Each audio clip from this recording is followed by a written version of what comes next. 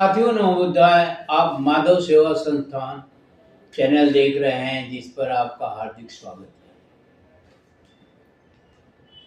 उत्तराखंड की राजधानी देहरादून में नंदा की चौकी के पास टोस नदी पर लगभग 16 करोड़ की लागत से बना पुल 16 दिन बाद ही धराशायी हो गया। यह लोकतंत्र का एक नमूना है, एक उदाहरण है।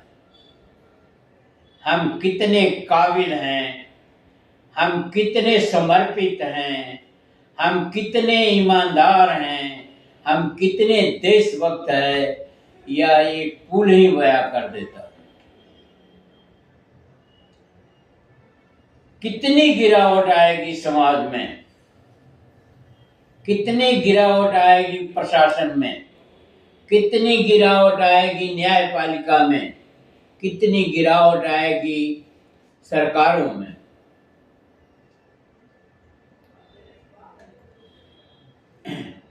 अब इसकी जांच शुरू कर दी जाएगी और उस पर तमाम सवाल उठेंगे कि 16 दिन में कैसे गिर गया, 16 दिन में कैसे गिर गया, 16 दिन में कैसे गिर गया। इसी की रट लगाई जाएगी। पक्ष और विपक्ष इस पर बहस करेंगे विधानसभाओं में, संसद में, और जितने का पुल नहीं है, 16 करोड़ का पुल है, 20 करोड़ इस बहस में खर्च हो जाएगा। नतीजा वही निकलेगा, टाटा फिश। लोग भूल जाएंगे कुछ दिनों बाद कि कोई यहां पुल था और गिरा था। फिर दूसरे पुल की बात आएगी। मतलब भ्रष्टाचार में हमारा दिमाग पूरी तरह से लिप्त है। हमारा दिमाग ही स्पेशल है जो भ्रष्टाचार जनक है।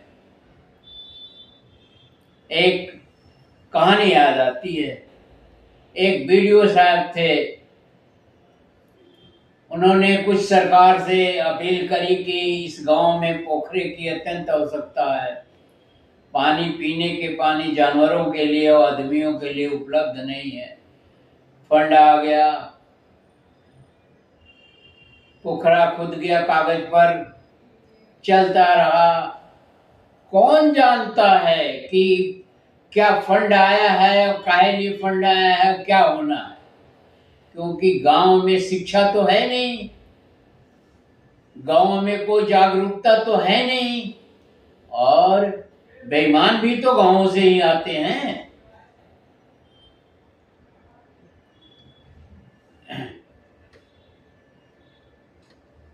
देश के दुश्मन भी तो गांवों से ही आते हैं। शहरों में तो कहां से आते हैं, गांवों से ही आते हैं। तो वो बीडीओ साहब ने 4-5 साल जब तक रहे, वो पोखरा तो बना नहीं।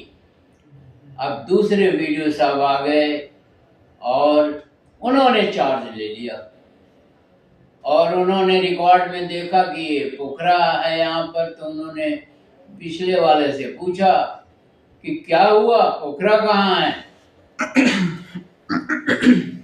उसने कहा, भाई पोखरा ओखरा छोड़ो, तुम्हें नौकरी करनी है, अपने बच्चों को पढ़ाना है, लिखाना है, आलीशान मकान बनाना है, क्या क्या करना है, जो भी है, तो कुछ सोचो कि क्या करना चाहिए।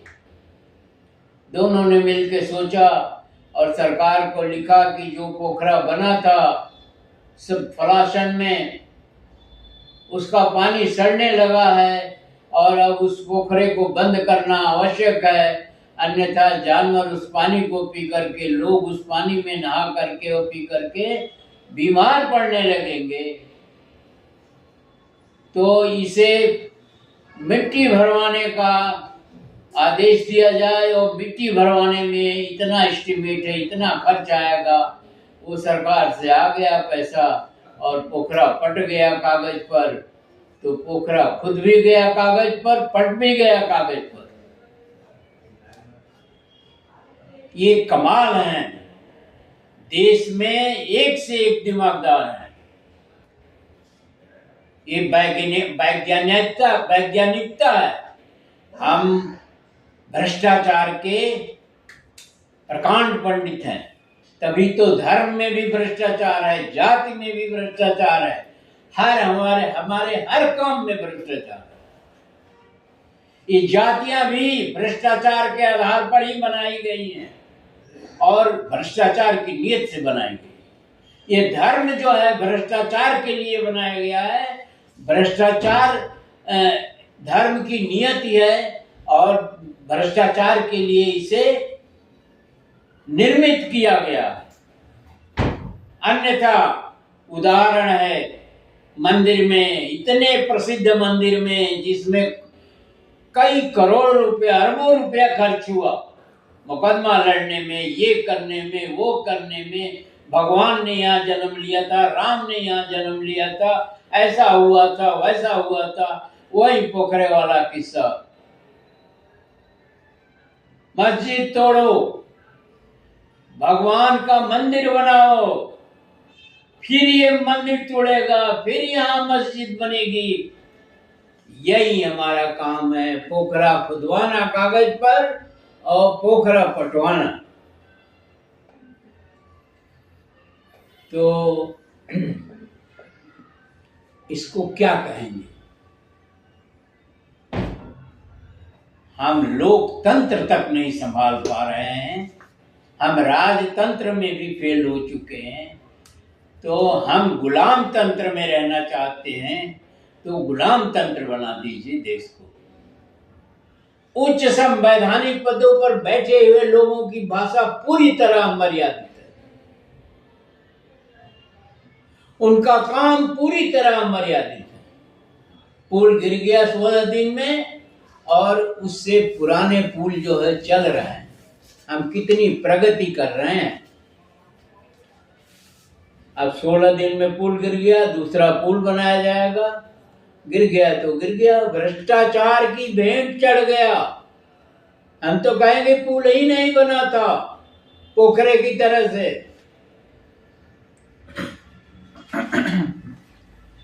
तमाशा है ये देश।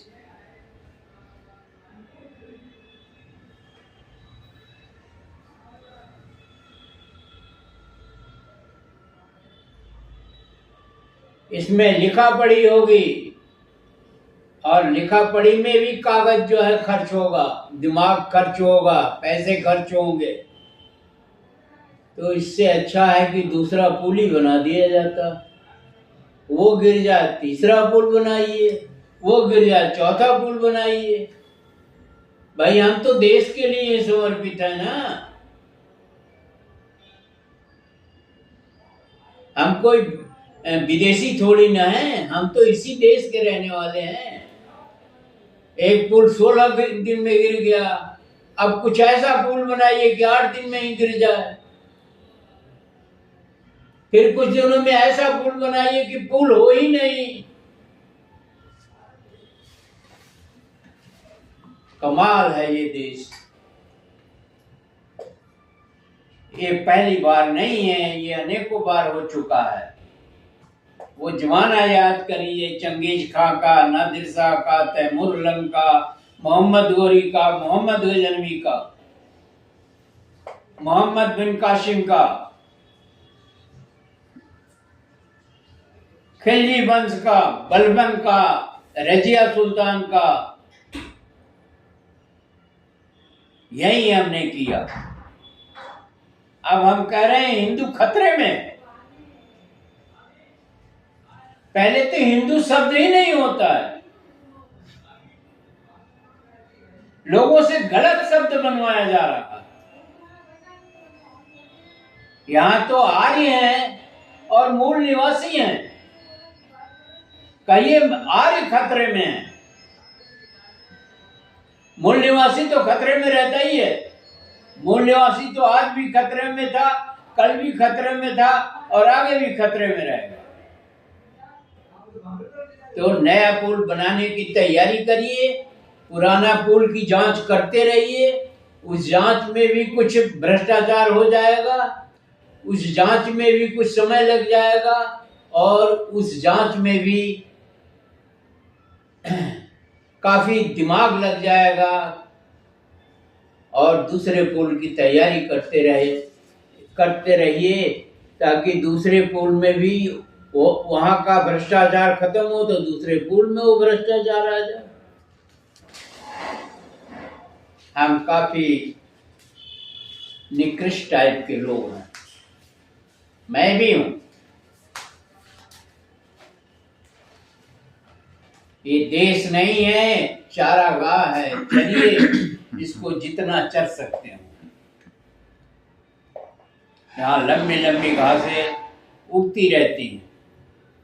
वीडियो को ध्यान से पढ़िए, समझिए, समझाइए कमेंट बॉक्स से, हमें दूसरों को भी समझाइए। अगर चैनल को सब्सक्राइब न किया हो तो सब्सक्राइब कर लीजिए, और वीडियो को शेयर और लाइक करना ना भूलें। धन्यवाद। जय भारत, जय संविधान।